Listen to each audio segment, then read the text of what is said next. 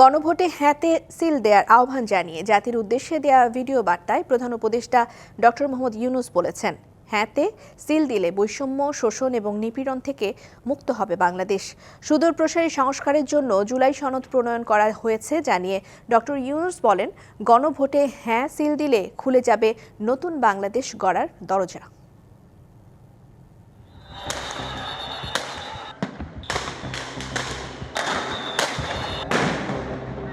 ২০২৪ সালের জুলাই-আগস্টে ছাত্র জনতার গণ-অভ্যুত্থানে পতন হয় আওয়ামী লীগ সরকারের। পরে নোবেলজয়ী অধ্যাপক ডক্টর মোহাম্মদ ইউনূসের নেতৃত্বে গঠিত অন্তর্বর্তী সরকারের প্রধান ৩ অগ্রাধিকারের মধ্যে অন্যতম গুরুত্ব পায় সংস্কারের বিষয়টি। ঐকমত্য কমিশন, রাজনৈতিক দল ও বিশেষজ্ঞদের মতামতের ভিত্তিতে যা নিয়ে প্রণয়ন করা হয় জুলাই সনদ, যার বাস্তবায়ন নির্ভর করছে আগামী ১২ই ফেব্রুয়ারি জাতীয় নির্বাচনের ভোটের দিন গণভোটে পাশ হওয়ার উপর।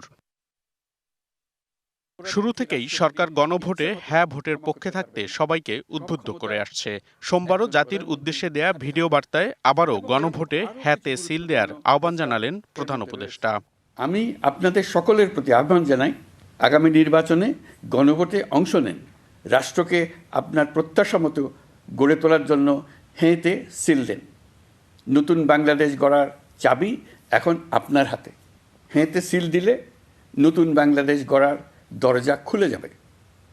হ্যাঁতে আপনি নিজে সিল দেন, আপনার পরিচিত সবাইকে সিল দিতে উদ্বুদ্ধ করুন এবং তাদেরকে ভোট কেন্দ্রে নিয়ে আসুন, দেশ পাল্টে দিন।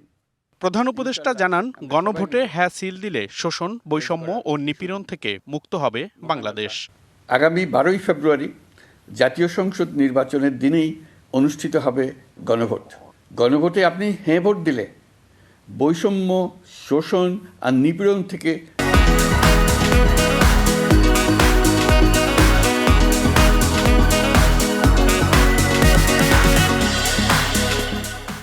মুক্ত হবে বাংলাদেশ।